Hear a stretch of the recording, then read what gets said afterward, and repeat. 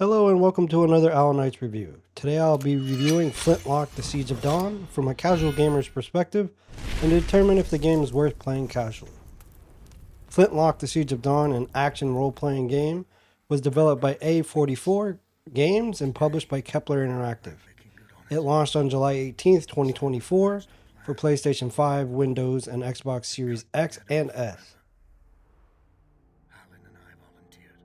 The game is categorized and plays as an action RPG, but it's important to note that it is a soul-like game, so one should be prepared for that.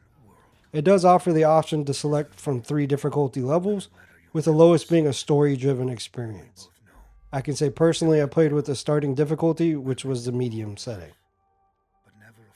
I'll start with the story of the game. And that's it.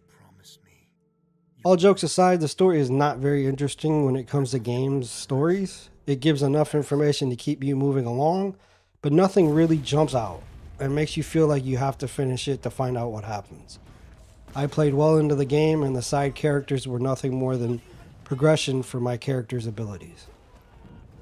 Initially, the game felt awkward and required several battles to adjust to it. The game clearly favors melee combat by restricting range capabilities.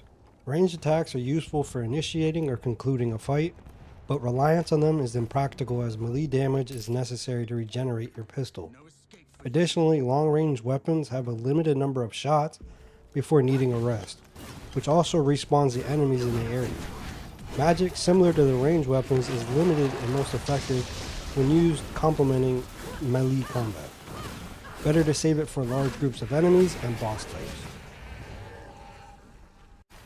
Once the mechanics of the game are grasped, they themselves may captivate your attention. The abilities are not overly complex and are explained with clarity, enabling the player to select those that best fit their style. Although it is a Souls-like game, it never feels overwhelming, as others in the genre. There were only a few instances where I was troubled by a situation and experienced the overwhelming sense of unfairness that can sometimes arise in Soul-like games. For the casual gamer not interested in Soul-like or roguelike games, this title is worth avoiding. However, for enthusiasts of the genre, it might seem quite diluted and less engaging compared to others. It could serve as an introduction to Souls-like games, providing a taste without the intense difficulty of titles like Elden Ring.